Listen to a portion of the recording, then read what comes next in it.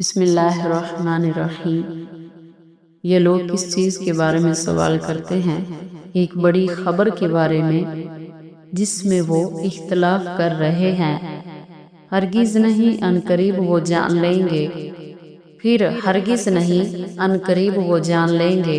کیا ہم نے زمین کو بچھونا نہیں بنایا اور پہاڑوں کو میخیں نہیں ٹھہرایا، اور تم کو جوڑا جوڑا پیدا کیا، اور نیند کو ہم نے تمہارے لیے آرام کی چیز بنایا، اور رات کو پردہ بنایا، اور دن کو معاش کا ذریعہ بنایا، اور تمہارے اوپر 7 مضبوط آسمان بنائے، اور سورج کو روشن چراغ بنایا، اور بھرے ہوئے بادلوں سے پانی کو اتارا کثرت کے ساتھ، تاکہ اس سے اناج اور سبزہ پیدا کریں اور گھنے باغات اگائیں۔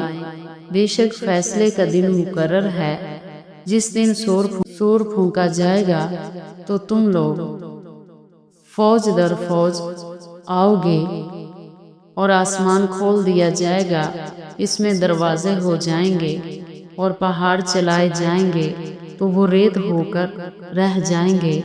بے شک دوزخ گھات میں ہے، یعنی سرکشوں کا ٹھکانہ ہے، اس میں وہ مدتوں تک پڑے رہیں گے۔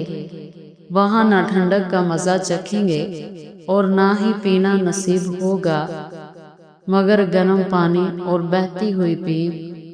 یہ بدلہ ہے پورا پورا۔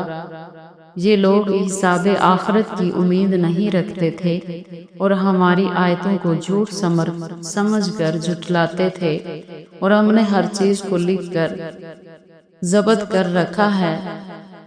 سو اب مزہ چکھو، ہم تم پر عذاب کو بڑھاتے جائیں گے۔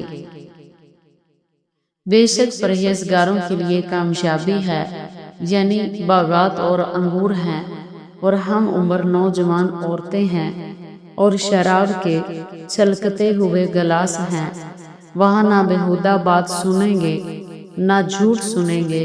یہ تمہارے پروردگار کی طرف سے صلہ ہے، انعام کثیر کا، جو آسمانوں اور زمین اور جو ان دونوں میں ہے سب کا مالک ہے، بڑا مہربان ہے۔ کسی کو اس سے بات کرنے کی اجازت نہیں ہوگی۔ جس دن روح الامین اور فرشتے صف باندھ کر کھڑے ہوں گے تو کوئی بول نہ سکے گا مگر جس کو رحمان اجازت بخشے، اور اس نے بات بھی درست کہی ہو۔ یہ دن برحق ہے، پس جو شخص چاہے اپنے پروردگار کے پاس ٹھکانہ بنائے۔ ہم نے تم کو عذاب سے جو عنقریب آنے والا ہے آگاہ کر دیا، جس دن ہر شخص ان اعمال کو جو اس نے آگے بھیجے ہوں گے دیکھ لے گا، اور کافر کہے گا کہ کاش میں مٹی ہو جاتا۔